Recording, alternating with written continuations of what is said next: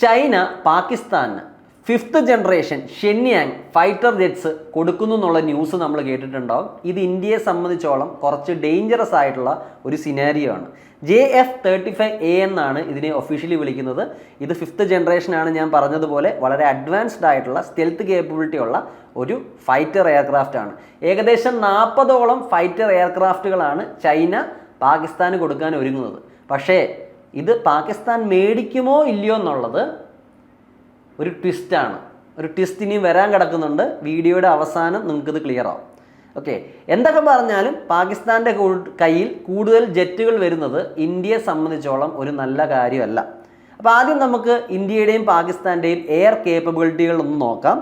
Indian air force ഏകദേശം 2200-ൽ പരം എയർക്രാഫ്റ്റുകൾ operate ചെയ്യുന്നുണ്ട്. പാകിസ്ഥാൻ എയർഫോഴ്സിനെ നിങ്ങൾ നോക്കിയാൽ അവർ ഏകദേശം 1399 അല്ലെങ്കിൽ 1400-നടുത്തെ എയർക്രാഫ്റ്റുകൾ ഓപ്പറേറ്റ് ചെയ്യുന്നുള്ളൂ. അപ്പോൾ നമുക്കാണ് അതിനകത്ത് ഡോമിനൻറ്റ്. അറ്റാക്ക് എയർക്രാഫ്റ്റ് നോക്കിയാൽ നമുക്ക് 730-ഉം അവർക്ക് 450-ഓളം ഉള്ളൂ. കോമ്പാക്ട് കേബിൾ എയർക്രാഫ്റ്റിൻ്റെ കാര്യമാണ് ഞാൻ പറഞ്ഞത്. അറ്റാക്ക് മാത്രം നോക്കിയാൽ ഇന്ത്യക്ക് 130-ഉം അവർക്കും 90-ഉമാണ്. ട്രാൻസ്പോർട്ട് നോക്കിയാൽ നമുക്ക് 270, അവർക്ക് 64. ട്രെയിനർ ക്രാഫ്റ്റുകൾക്ക് അതിൽ മാത്രം പാകിസ്ഥാന് കുറച്ചൊരു ഡോമിനേഷൻ ഉണ്ട്. അവരുടെ കയ്യിൽ ഏകദേശം 500-ൽ പരം ട്രെയിനർ എയർക്രാഫ്റ്റുകളുണ്ട്. ഇന്ത്യയുടെ കയ്യിൽ 361 ഉള്ളൂ. സ്പെഷ്യൽ മിഷൻ എയർക്രാഫ്റ്റ് നോക്കിക്കഴിഞ്ഞാൽ നമ്മുടെ കയ്യിൽ 74, പാകിസ്ഥാൻ്റെ കയ്യിൽ 27 ഉള്ളൂ. ഏറിയൽ ടാങ്കേഴ്സ് നോക്കിക്കഴിഞ്ഞാൽ നമ്മുടെ കയ്യിൽ 11-ഉം അവരുടെ കയ്യിൽ 4-ഉം. ഹെലികോപ്റ്റർ നമ്മുടെ കയ്യിൽ 900-ത്തിനടുത്തും അവരുടെ അടുത്ത് 373-ഉം. അറ്റാക്ക് ഹെലികോപ്റ്റർ നമ്മുടെ കയ്യിൽ 70-ഉം അവർക്ക് 57-ഉം. അപ്പം എണ്ണം വെച്ച് നോക്കിക്കഴിഞ്ഞു കഴിഞ്ഞാൽ ഇന്ത്യക്കാണ് ഡോമിനൻസ് ഉള്ളത്. ആകെ പാകിസ്ഥാന് നമ്മളെക്കാട്ടി എണ്ണത്തിൽ കൂടുതലുള്ളത് എന്തുമാത്രമാണ്? ട്രെയിനർ എയർക്രാഫ്റ്റുകൾ മാത്രമാണ്. അപ്പോൾ in numbers India is winning. ഇനി ഏതൊക്കെ എയർക്രാഫ്റ്റുകളാണ് നമ്മൾ ഓപ്പറേറ്റ് ചെയ്യുന്നതെന്ന് നോക്കിയാൽ നമ്മൾ സുഖോയ് Su-30 MKI, ഇതാണ് നമുക്ക് ഏറ്റവും നമ്പേഴ്സിലുള്ള നമ്മുടെ ബാക്ക് ബോൺ ആയ എയർക്രാഫ്റ്റുകൾ, ഫൈറ്റർ ക്രാഫ്റ്റ്. ഇതൊരു 4th ജനറേഷൻ എയർക്രാഫ്റ്റ് ആണ്. ഏകദേശം 250-ൽ പുറത്ത്, ഏകദേശം 260 ഇൻ നമ്പർ ഇന്ത്യ ഓപ്പറേറ്റ് ചെയ്യുന്നുണ്ട്. പാകിസ്ഥാൻ്റെ കൗണ്ടർ ഏതാ? അവർ ഓപ്പറേറ്റ് ചെയ്യുന്ന JF-17 തണ്ടർ എന്ന് പറയുന്ന ഒരു എയർക്രാഫ്റ്റ് ആണ്. ഇതും 4th ജനറേഷനാണ്. ഏകദേശം ഇന്ത്യയുടെ പകുതിയുടെ അടുത്താണ് അവർക്കുള്ളത്. 130-ൽ പ്ലസ് ആയിട്ട് അവരുണ്ട്. അപ്പം നമ്മുടെ കയ്യിലുള്ള സുഖോയ് 260 ഉണ്ടെങ്കിൽ അവരുടെ കയ്യിൽ ഏകദേശം 130-135 ഉള്ളൂ. ഇനി നമുക്ക് അടുത്തതുള്ള HAL തേജസ് മാർക്ക് 1. ഇതൊരു 4th ജനറേഷൻ ഫൈറ്ററാണ് HAL നിർമ്മിച്ചത്. പാകിസ്ഥാൻ്റെ കയ്യിൽ അമേരിക്കയുടെ F-16 ഉണ്ട്. ഓക്കെ, ഇനി നമ്മുടെ കയ്യിലൊരു 4.5th ജനറേഷൻ എയർക്രാഫ്റ്റ് ഉണ്ട്. ഇതിനെ നമ്മളെല്ലാം കേട്ടിട്ടുണ്ട്. ഫ്രഞ്ച് മെയ്ഡ് ഡസോയുടെ റഫേലാണ്. It is a 4.5th generation. 36 എണ്ണം നമ്മുടെ കയ്യിലുണ്ട്. അവരുടെ കയ്യിലുള്ളത് ചെങ്ഡു J-10C എന്ന് പറയുന്ന എയർക്രാഫ്റ്റ് ആണ്. Chengdu J-10C. ഇത് ഏകദേശം 20 നമ്പേഴ്സ് അവരുടെ കയ്യിലുണ്ട്. ഇതൊരു 4.5th ജനറേഷനാണ്. അപ്പം നമ്മുടെ ഡസോൾട്ടിന് പകരം അവർക്കുള്ളത് J-10C. നമുക്ക് 36 ഉണ്ട്, അവർക്ക് 20 ഉള്ളൂ. ഇനി നമ്മുടെ കയ്യിൽ ഡസോയുടെ തന്നെ മിറേജ് 2000 ഉണ്ട്. ഇതും 4th ജനറേഷനാണ്. പാകിസ്ഥാൻ്റെ കയ്യിൽ മിറേജ് 3-ഉം മിറേജ് 5-ഉം ഉണ്ട്. അപ്പം നമ്മുടെ കയ്യിൽ 40 തൊട്ട് 50 വരെ ഉണ്ട്. അവരുടെ കയ്യിൽ മിറേജ് 3 ഒരു 58 ഉണ്ടാവും. മിറേജ് 5 ഒരു 78 ഉണ്ടാവും. ഈ മിറേജ് 3-ഉം മിറേജ് 5-ഉം പാകിസ്ഥാൻ്റെ കയ്യിലിരിക്കുന്നത് വളരെ പഴക്കമുള്ള എയർക്രാഫ്റ്റുകളാണ്. 2nd generation എയർക്രാഫ്റ്റുകളാണ്. പക്ഷേ നമ്മുടെ കയ്യിലിരിക്കുന്ന മിറേജ് 4th ജനറേഷനാണ്. അപ്പോൾ രണ്ടിൻ്റെ പേരൊന്നാണെന്ന് പറഞ്ഞ് രണ്ടും ഒന്നല്ല. പിന്നെ നമ്മുടെ കയ്യിൽ MiG-29 ഉണ്ട്. ഇതും ഒരു 4th ജനറേഷൻ എയർക്രാഫ്റ്റ് തന്നെയാണ്. പിന്നെ നമ്മുടെ കയ്യിലിരിക്കുന്ന ഏറ്റവും പഴയ എയർക്രാഫ്റ്റുകൾ MiG-21 ബൈസൺ ആണ്. ഓക്കെ, ഇതിപ്പോൾ നമ്മൾ പയ്യെ റിപ്ലേസ് ചെയ്തുകൊണ്ടിരിക്കുകയാണ്. It is getting retired. പാകിസ്ഥാൻ്റെ കയ്യിലുള്ള ഞാൻ പറഞ്ഞു, അവരുടെ കയ്യിൽ ചെങ്ഡു F-7 ഉണ്ട്. അതും ചൈനയുടെയാണ്. അവരും ഇത് റിട്ടയർ ചെയ്തുകൊണ്ടിരിക്കുകയാണ്. അപ്പം നമ്മുടെ അടുത്ത് നമ്മൾ നോക്കിയാൽ റഷ്യൻ മെയ്ഡ് ആയിട്ടുള്ള Sukhoi Su-30, MiG-29, MiG-21 bison. MiG-21 bison ഏകദേശം റിട്ടയർ ചെയ്യുന്ന അവസ്ഥയിലാണ്. പിന്നെ ഫ്രഞ്ചിൻ്റെ റഫേലും മിറേജും ഉണ്ട് നമ്മുടെ കയ്യിൽ. അപ്പം നമ്മുടെ കയ്യിൽ ഫ്രഞ്ച് ആൻഡ് റഷ്യൻ എയർക്രാഫ്റ്റ്സ് നമ്മുടെ കയ്യിലുണ്ട്. പിന്നെ നമ്മുടെ കയ്യിലൊരു ജഗ്വാർ ഉണ്ട്. ജഗ്വാർ ബ്രിട്ടീഷ് മെയ്ഡാണ്. പാകിസ്ഥാനെ നോക്കിക്കഴിഞ്ഞാൽ അവരുടെ കൂടുതൽ എന്താണ്? എല്ലാം തന്നെ ഏകദേശം it is made by China. അവരുടെ JF-17 ആണെങ്കിലും അവരുടെ 4th ജനറേഷൻ, അവരുടെ ചെങ്ഡു J10C ആണെങ്കിലും അവരുടെ ചെങ്ഡു F7 ആണെങ്കിലും എല്ലാം ചൈനീസ് മെയ്ഡാണ്. പിന്നെ അവിടെ കുറച്ച് ഫ്രഞ്ച് മെയ്ഡ് മിറേജ് ഉണ്ട്, പിന്നെ അമേരിക്കയുടെ F16 ഉണ്ട്. അപ്പം നമ്മുടെ കയ്യിൽ Russian, your French and your British. അതേസമയം അവരുടെ കയ്യിലാണെങ്കിലോ again they have Chinese, US made and French made. ഇതാണ് രണ്ടുപേരുടെയും കയ്യിൽ ഇന്ന രാജ്യങ്ങളുടെ എയർക്രാഫ്റ്റുകളാണ് ഉള്ളത്. പക്ഷേ ഇതിൻ്റെ നമ്പേഴ്സും ഇതിൻ്റെ ഫീച്ചേഴ്സും ഒക്കെ നോക്കിയാൽ അവിടെയും എന്ത് കാണാം, ഇന്ത്യക്ക് ഡോമിനൻസ് ഉള്ളതായിട്ട് കാണാം. പക്ഷേ ഇതല്ല നമ്മൾ മനസ്സിലാക്കേണ്ട റിയാലിറ്റി ഹിറ്റ്സ് ഡിഫറെൻറ്റ്. റിയാലിറ്റിയിൽ കുറച്ച് വ്യത്യാസമുണ്ട്. നിങ്ങൾ നോക്കിക്കഴിഞ്ഞാൽ IAF ഇപ്പോൾ കറൻ്റ്ലി 31 സ്ക്വാഡ്രൻസ് ആണ് ഓപ്പറേറ്റ് ചെയ്യുന്നത്. 31 സ്ക്വാഡ്രൻസ് എന്ന് പറഞ്ഞാൽ ഒരു സ്ക്വാഡ്രനിൽ 18 തൊട്ട് 20 പേര് എയർക്രാഫ്റ്റുകളാണ് കാണാറ്. ഇന്ത്യയുടെ കേസിൽ നോർമലി ഒരു സ്ക്വാഡ്രനിൽ എനിക്ക് തോന്നുന്നു 18 എയർക്രാഫ്റ്റുകളായിരിക്കും. അപ്പം നമ്മുടെ കയ്യിൽ 31 സ്ക്വാഡ്രൺ ഇപ്പോൾ ഓപ്പറേറ്റ് ചെയ്യുന്നുണ്ട്. അപ്പോൾ ശരിക്കും നമുക്ക് വേണ്ടത് അല്ലെങ്കിൽ നമ്മുടെ സാങ്ഷൻ സ്ട്രെങ്ത് 42.5 സ്ക്വാഡ്രനുകളാണ്. അപ്പം 42.5 സ്ക്വാഡ്രൺ വേണ്ടെടുത്ത് നമ്മളിപ്പോൾ ഓപ്പറേറ്റ് ചെയ്യുന്നത് 31 സ്ക്വാഡ്രൺ മാത്രമേ ഉള്ളൂ. അപ്പം നമുക്ക് എന്തുണ്ട്, നമുക്ക് എയർക്രാഫ്റ്റുകളുടെ ഷോർട്ടേജ് ഉണ്ട്. ഇനി ഇങ്ങനെ നമ്മൾ പോയി കഴിഞ്ഞാൽ നമ്മുടെ പഴയ MiG-29കളും MiG-21ഉം എല്ലാം നമ്മൾ ഒഴിവാക്കി മിറേജും അങ്ങനെ പലതുമൊക്കെ ഒഴിവാക്കി കഴിഞ്ഞാൽ ഒരു 2035 ആകുമ്പോഴത്തേക്ക് നമ്മുടെ സ്ക്വാഡ്രനുകളുടെ എണ്ണം അത് കുറഞ്ഞ് എന്തായേക്കാം, സ്ക്വാഡ്രനുകളുടെ എണ്ണം കുറഞ്ഞ് 25 സ്ക്വാഡ്രനിലേക്ക് ഇത് ചുരുങ്ങാം. അതാദ്യം നിങ്ങൾ മനസ്സിലാക്കണം. അതായത് പാകിസ്ഥാൻ ഈ പുറത്തുനിന്ന് സാധനങ്ങളും കിട്ടുന്നുണ്ട്, നമ്മുടെ സ്ട്രെങ്ത് കുറഞ്ഞു വരികയും ചെയ്യുന്നുണ്ട്. അപ്പം നമ്മൾ പുതിയതായിട്ടൊന്നും പ്രൊഡ്യൂസ് ചെയ്തില്ല അല്ലെങ്കിൽ പുതുതായിട്ടൊന്നും അക്വയർ ചെയ്തിട്ടില്ലെങ്കിൽ നമ്മുടെ സ്ക്വാഡ്രൺ സ്ട്രെങ്ത് ഇപ്പോൾ പാകിസ്ഥാൻ ഉള്ളതിൻ്റെ അടുത്ത് തന്നെ ആവും. അപ്പം അത് നമുക്ക് നല്ലതല്ല. പക്ഷെ നിങ്ങളത് ഓർത്ത് ടെൻഷൻ അടിക്കണ്ട. കാരണം ഇന്ത്യ എന്ത് ചെയ്യുന്നുണ്ട്, നമ്മൾ കുറേയധികം എയർക്രാഫ്റ്റ് നമ്മൾ പ്രൊഡ്യൂസ് ചെയ്യാനും ശ്രമിക്കുന്നുണ്ട്. നമ്മൾ മേ ബി പുറത്തുനിന്നുള്ള എയർക്രാഫ്റ്റ് പർച്ചേസും ചെയ്യും. അപ്പം അങ്ങനെ നമുക്ക് മാനേജ് ചെയ്യാൻ പറ്റും. അപ്പോൾ രണ്ട് മെത്തേഡ് വഴിയാണ് നമുക്ക് ഈ പ്രശ്നം പരിഹരിക്കാൻ പറ്റുന്നത്. ഒന്ന്, നമ്മൾ സ്വന്തമായിട്ട് എയർക്രാഫ്റ്റുകൾ പ്രൊഡ്യൂസ് ചെയ്യുക. രണ്ടാമത്, പുറത്തുനിന്ന് നമ്മളത് പർച്ചേസ് ചെയ്യുക. ഇപ്പോൾ ഇന്ത്യ സ്വന്തമായിട്ട് ഓപ്പറേറ്റ് ചെയ്യുന്ന അല്ലെങ്കിൽ ഓപ്പറേറ്റ് ചെയ്യുന്നതും നമ്മൾ തന്നെ നിർമ്മിക്കുന്നതുമാണ് HALൻ്റെ തേജസ്. ഓക്കെ, ഹിന്ദുസ്ഥാൻ എയറോനോട്ടിക്കൽ ലിമിറ്റഡിൻ്റെ തേജസ് LCA, ലൈറ്റ് കോമ്പാക്ട് എയർക്രാഫ്റ്റ്. അപ്പോൾ ഇത് നിങ്ങൾ മനസ്സിലാക്കുക. ഇനി നമ്മൾ ഓപ്പറേറ്റ് ചെയ്യുന്ന എയർക്രാഫ്റ്റുകൾ നമ്മൾ നോക്കിക്കഴിഞ്ഞാൽ ആദ്യം നമ്മൾ ഓപ്പറേറ്റ് ചെയ്യുന്ന സിമ്പിൾ വെർഷനിൽ നിന്ന് തുടങ്ങാം. തേജസ് മാർക്ക് 1. ചില സോഴ്സുകളിൽ ഇത് 4th ജനറേഷൻ എന്ന് കാണിക്കുന്നു, ചിലയിടത്ത് ഇത് 4.5 എന്നും കാണിക്കുന്നു. DRDയുടെ ഒരു വെബ്സൈറ്റ് നോക്കുമ്പോൾ 4.5 എന്നാണ് എനിക്ക് കാണാൻ കഴിയുന്നത്. പക്ഷേ ഈ തേജസിൻ്റെയൊക്കെ ഒരു പ്രശ്നം എന്ന് പറഞ്ഞാൽ ഇത് നമ്മുടെ ഗവൺമെൻറ് ഓർഡർ ചെയ്ത് കഴിഞ്ഞാൽ കിട്ടാൻ വളരെയധികം ഡിലേ ഉണ്ട്. ഇതിന് HALനെ പലരും കുറ്റപ്പെടുത്താറുണ്ട്. എക്സാമ്പിൾ നമ്മൾ നോക്കിക്കഴിഞ്ഞാൽ 2006 തേജസ് MK1ൻ്റെ 20 എണ്ണം നമ്മൾ ഓർഡർ ചെയ്തിട്ടുണ്ട്. 2011 ഡെലിവർ ആവുമെന്ന് വിചാരിച്ചത്, പക്ഷേ ഡെലിവർ ആയത് 2024. 2006 ഓർഡർ ചെയ്തു, 2011 നമുക്ക് കിട്ടുമെന്ന് വിചാരിച്ചു, ഡെലിവർ ആയത് 2024. 2010 നമ്മൾ 20 എണ്ണോട് ഓർഡർ ചെയ്തു. ഓക്കെ, അത് ഈ 2016 കിട്ടുമെന്ന് വിചാരിച്ചു, അതും പൂർണ്ണമായിട്ട് കിട്ടിയിട്ടില്ല. ഇപ്പം 40 എണ്ണം നമ്മൾ 2006 തൊട്ട് ഓർഡർ ചെയ്തിട്ട് ഇപ്പം നമുക്ക് എത്ര എണ്ണം കിട്ടിയിട്ടുള്ളൂ, 36 എണ്ണേ കിട്ടിയിട്ടുള്ളൂ. അപ്പോൾ 2006 40, 2006 2010 ഇടയ്ക്ക് 40 എണ്ണം ഓർഡർ ചെയ്തു, ഇപ്പോഴും നമുക്ക് 40 എണ്ണം കിട്ടിയിട്ടില്ല, 36 എണ്ണേ കിട്ടിയിട്ടുള്ളൂ. അപ്പോൾ ഈ ഡിലേ നിങ്ങൾ ആലോചിക്കുക. ആദ്യത്തെ ഓർഡർ നിങ്ങൾ നോക്കിയാൽ മതി, 2006 ഓർഡർ ചെയ്തിട്ട് കിട്ടിയത് 2024. അപ്പോൾ ഇങ്ങനെ വലിയ ഡിലേ വരുമ്പോൾ കാര്യങ്ങൾ നടക്കില്ല, മുന്നോട്ട് പോവില്ല. ഇനി തേജസിൻ്റെ തന്നെ MK1A എന്ന് പറഞ്ഞൊരു വേരിയൻ്റ് ഉണ്ട്. ഏകദേശം തേജസ് MK1ൽ നിന്ന് 40ഓളം എൻഹാൻസ്മെൻറ്റുകൾ കൂട്ടി അല്ലെങ്കിൽ അഡ്വാൻസ്ഡ് ആയിട്ടുള്ള പല ചേഞ്ചസും വരുത്തിയിട്ടുണ്ട്. 40 ചേഞ്ചസ് വരുത്തിയിട്ടുണ്ട്. ചേഞ്ചസ് വരുത്തി നമ്മൾ ഉണ്ടാക്കിയതാണ് തേജസ് MK1A.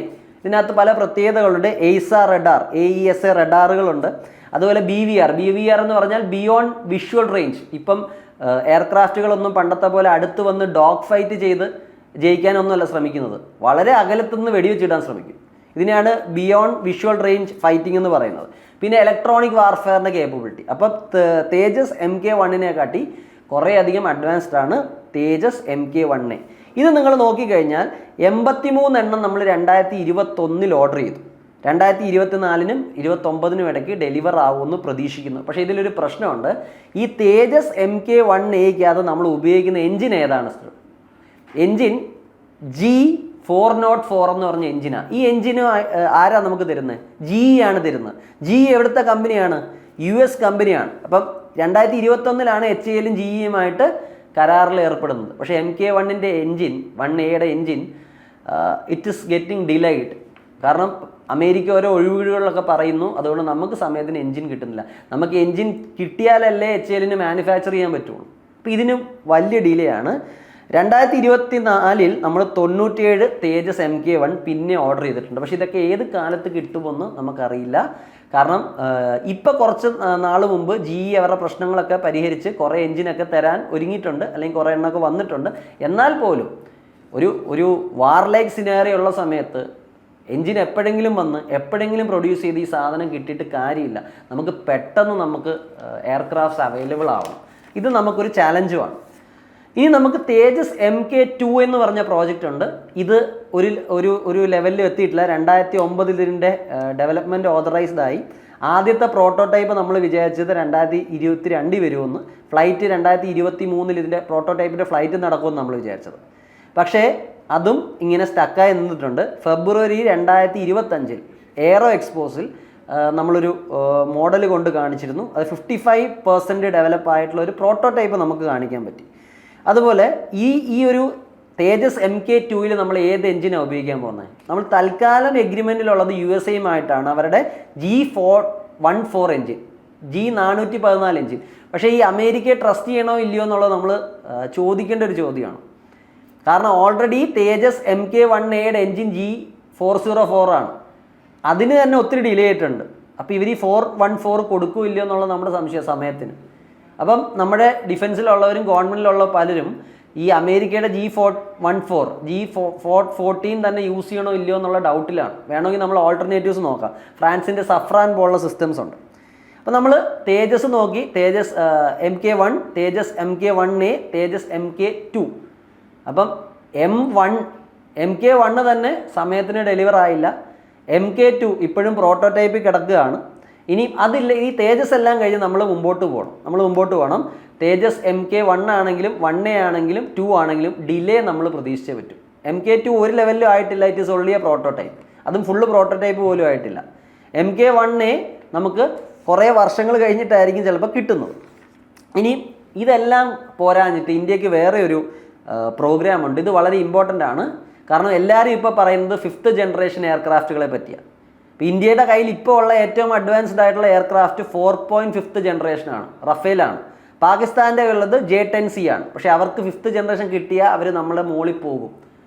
അപ്പം എല്ലാവർക്കും എന്ത് വേണം? ഇന്ത്യക്കും എന്ത് വേണം? 5th ജനറേഷൻ എയർക്രാഫ്റ്റ് വേണം. നമ്മുടെ 5th ജനറേഷൻ എയർക്രാഫ്റ്റിൻ്റെ പ്രോജക്റ്റിൻ്റെ പേര് AMCA എന്ന് പറഞ്ഞാൽ അഡ്വാൻസ്ഡ് മീഡിയം കോമ്പാക്റ്റ് എയർക്രാഫ്റ്റ്.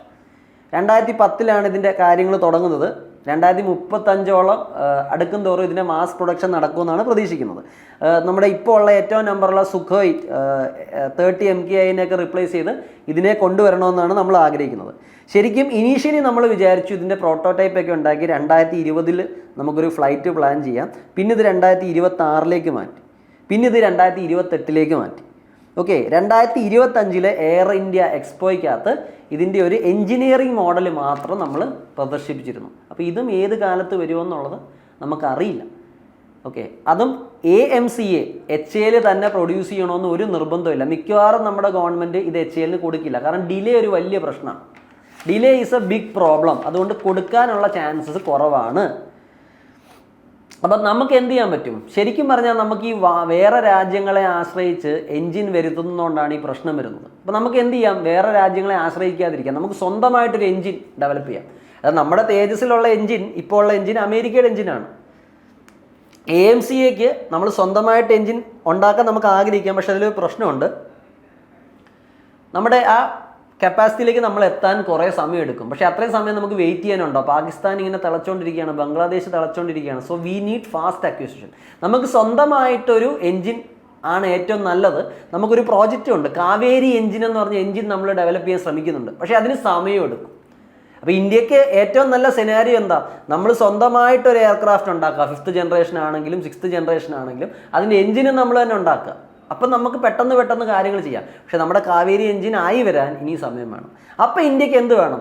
നമ്മുടെ ആംകെ ആണെങ്കിലും തേജസ് ആണെങ്കിലും ഇനി വരാനുള്ള തേജസ് ആണെങ്കിലും ഒക്കെ ഇതിനൊക്കെ പുറത്തുനിന്ന് തൽക്കാലം നമുക്ക് എഞ്ചിൻ എടുക്കേണ്ടി വരും. പക്ഷേ പെട്ടെന്ന് കിട്ടണം. അപ്പം നമുക്ക് നമ്മുടെ AMCAക്ക് എടുക്കാവുന്ന കുറച്ച് എഞ്ചിനുകളുടെ ഓപ്ഷനുണ്ട്. ഒന്ന് ജപ്പാൻ്റെ IH1XF91 എന്ന് പറഞ്ഞ എഞ്ചിൻ. ഏകദേശം 147 kN ത്രസ്റ്റ് തരും.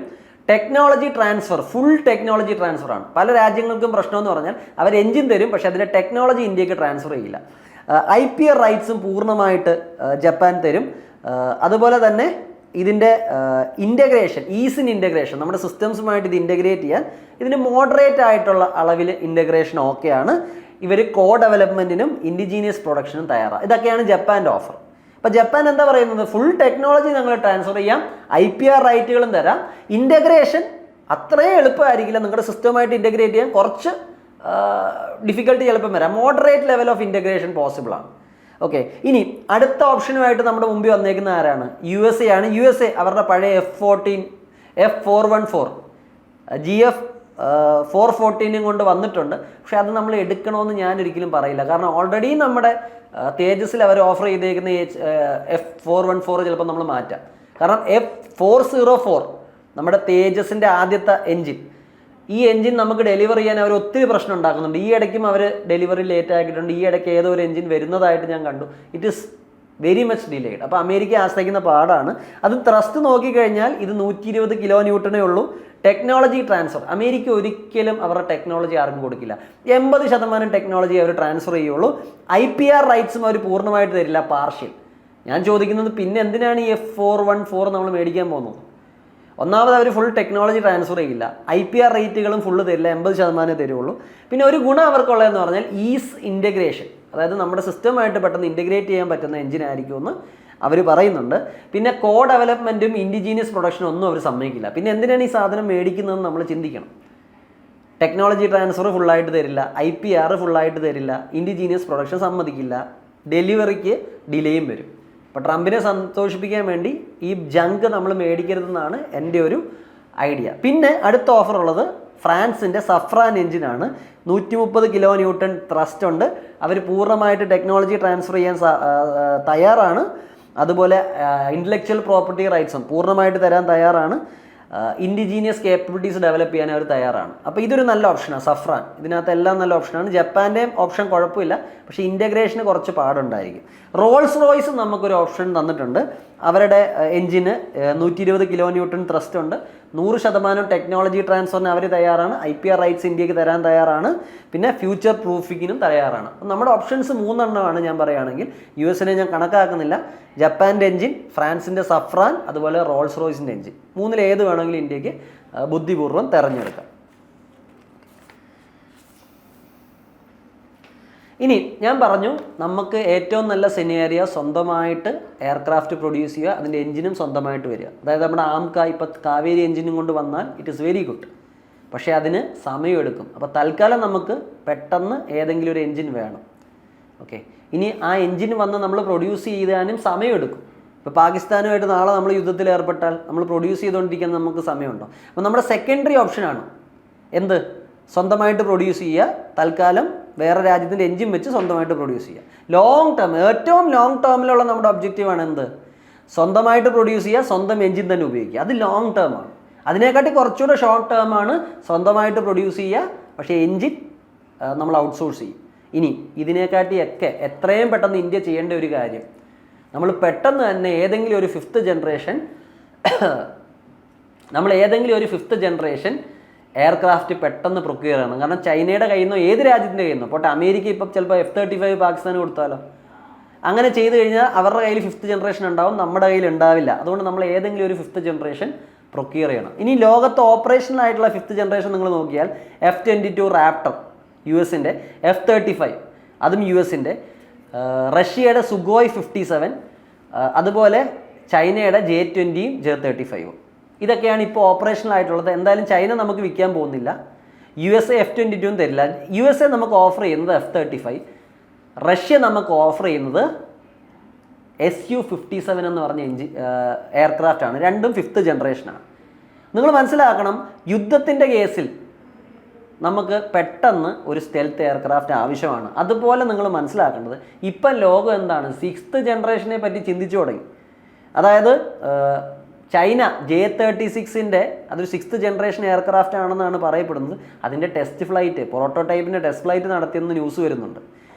അമേരിക്ക അവരുടെ F-47 പറ്റി ചിന്തിച്ചുകൊണ്ടിരിക്കുകയാണ്, അതിൻ്റെ ഡെവലപ്മെൻറ്റ് സ്റ്റേജിലാണ്. പിന്നെ സാബ് എന്ന് പറഞ്ഞ ചില രാജ്യങ്ങൾ അവരുടെ 6th ജനറേഷനെ പറ്റി പറയുന്നുണ്ട്. ജപ്പാൻ പറയുന്നുണ്ട് അവർ 6th ജനറേഷൻ പ്രൊഡ്യൂസ് ചെയ്യും. അതിനകത്ത് ഇന്ത്യയുമായിട്ട് അവർക്ക് ഒരുമിച്ച് പ്രവർത്തിക്കാൻ അവർക്ക് താല്പര്യമുണ്ട്. അപ്പം നമുക്ക് മേജർലി 2 ഓപ്ഷനാണ്, F-35ഉം Su-57.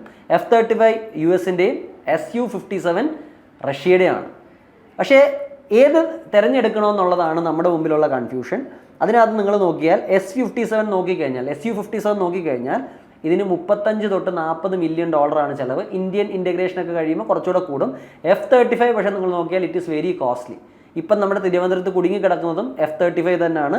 അത് 80 to 110 മില്യൺ, ഏകദേശം ഇരട്ടി കൂടുതൽ പൈസയാണ് എന്തിന്, F-35-ന്.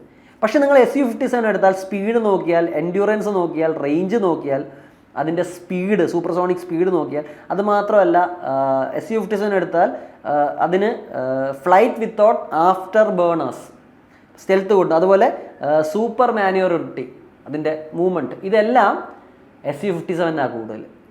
അപ്പോൾ നമ്മൾ വിചാരിക്കുന്ന പിന്നെ Su-57 മേടിക്കാം. പക്ഷേ F-35നും ചില ഗുണങ്ങളുണ്ട്. സ്റ്റെൽത്ത് കൂടുതൽ ആർക്കാണ്, അതായത് റഡാറുകളെ ഭേദിച്ച് മുമ്പോട്ട് പോകാനുള്ള കഴിവ് കൂടുതൽ നമ്മുടെ F-35-നാണ്. അത് Su-57നെക്കാട്ടി കൂടുതൽ F-35-നാണ്. അപ്പോൾ അതൊരു വലിയ ആശയമാണ്. അതുപോലെ തന്നെ F-35ന് വെർട്ടിക്കലായിട്ട് ലോഞ്ച് ചെയ്യാനും വെർട്ടിക്കലായിട്ട് ലാൻഡ് ചെയ്യാനും പറ്റും. ഇത് Su-57ന് പറ്റില്ല. ഒരു എയർ ബാറ്റിലൊക്കെ വരുമ്പോൾ ഈ വെർട്ടിക്കൽ ലാൻഡിങ്ങും അതുപോലെ വെർട്ടിക്കൽ ടേക്കിംഗ് അപ്പും ഒക്കെ ഇമ്പോർട്ടൻ്റ് ആയി മാറും. അപ്പം ഞാൻ പറയാം, റഡാറുകളുടെ കേസിലും സ്റ്റെൽത്തിൻ്റെ കേസിലും അതുപോലെ വെർട്ടിക്കൽ ടേക്ക് ഓഫിൻ്റെയും ലാൻഡിങ്ങിൻ്റെയും കേസിലും F-35 ആ മുന്നിൽ. ബാക്കി എല്ലാ ഫീച്ചേഴ്സും നിങ്ങൾ എടുത്താലും, പൈസയുടെ കാര്യം എടുത്താലും Su-57 ലാഭം. അപ്പോൾ ഏതെടുക്കണമെന്ന് നമ്മൾ ചൂസ് ചെയ്യണം. അവിടെയും ഒരു ഹുക്കൂടെ ഞാൻ പറഞ്ഞുതരാം.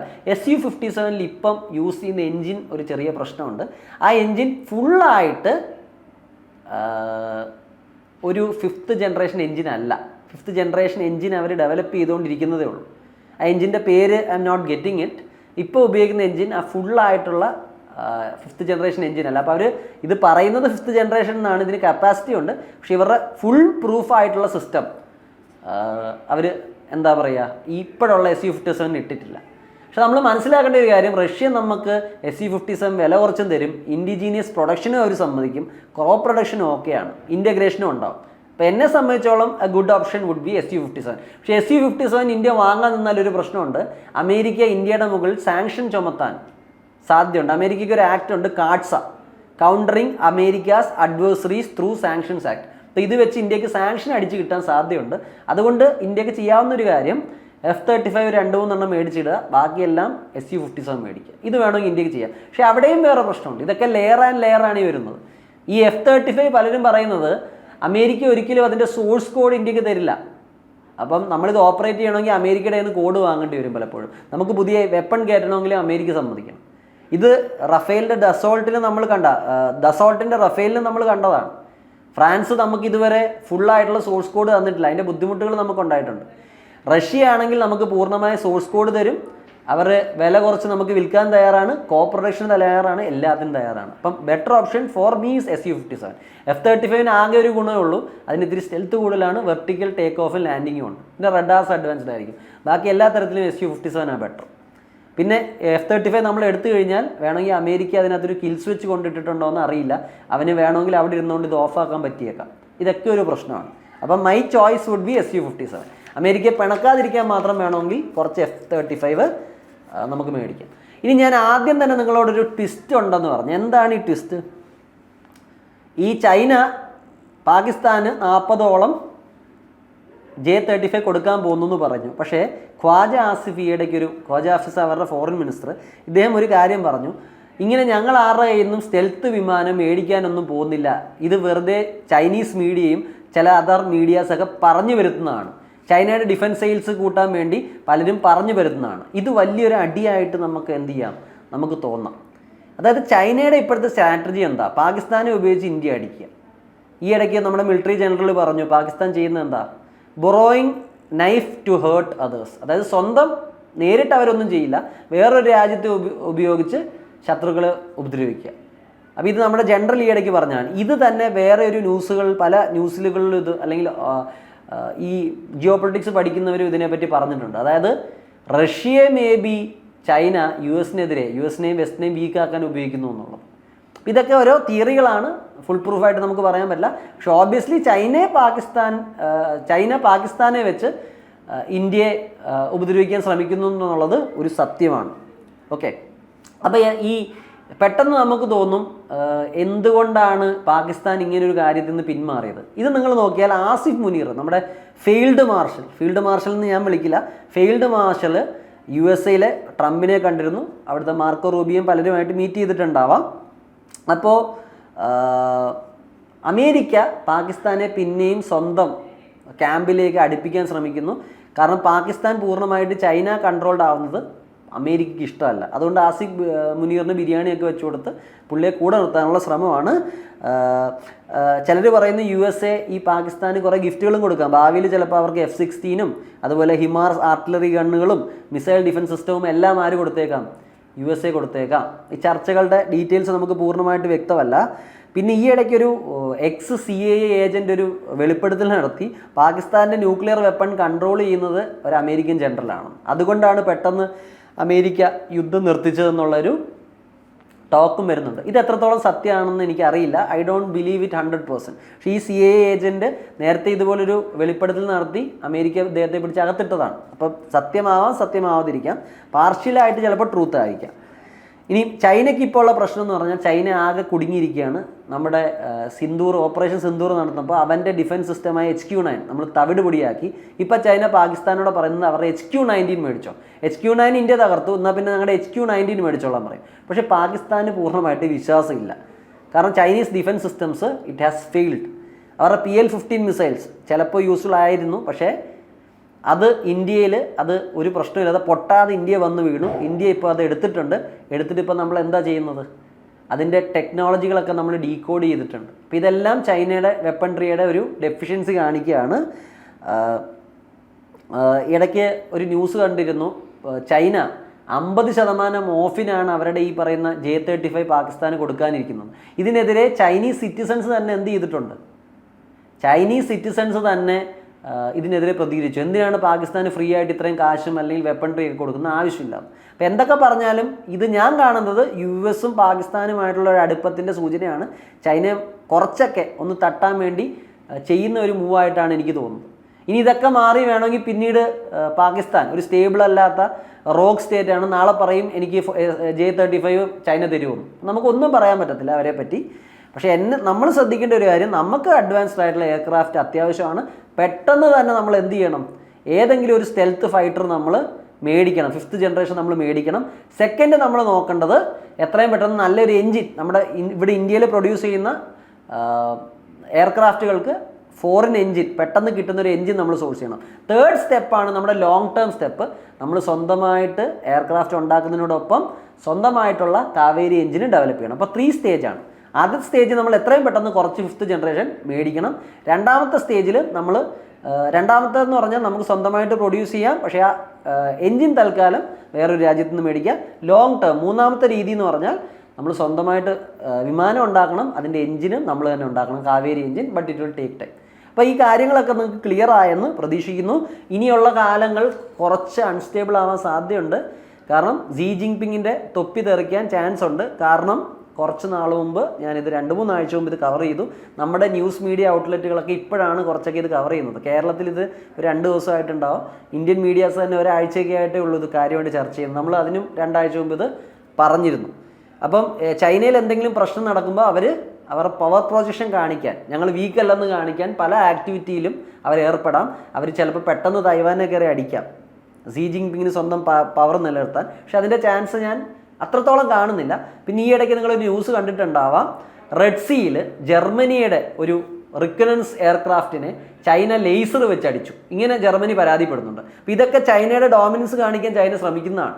കാരണം അവൻ എവിടെ പോയി, അവൻ ഓപ്പറേഷൻ സിന്ദൂർ സമയത്ത് അവൻ്റെ ടെക്നോളജിയുടെ വീക്ക്നെസ് പുറത്തു പോകും. അതിനെ മറയ്ക്കാൻ ചൈന ഇങ്ങനെ ചെയ്യാം. അതുപോലെ തന്നെ ഇൻറ്റീരിയർ ഡിസ്റ്റബിലിറ്റിയെ മറയ്ക്കാൻ വേണ്ടി, പവർ പ്രൊജക്ഷന് വേണ്ടി ഇങ്ങനെയുള്ള പ്രശ്നങ്ങൾ നടത്താം. അപ്പോൾ India is surrounded by hostile neighbours. നമുക്ക് വ്യക്തമായിട്ടുള്ളൊരു പ്ലാൻ ഓഫ് ആക്ഷൻ വേണം. നമ്മുടെ എയർ സുപ്പീരിയോറിറ്റി ഒരിക്കലും നമ്മൾ ഗീവ് അപ്പ് ചെയ്യരുത്. ഈ വീഡിയോ ഇഷ്ടമാണെങ്കിൽ do subscribe to the channel and share the videos. Thank U.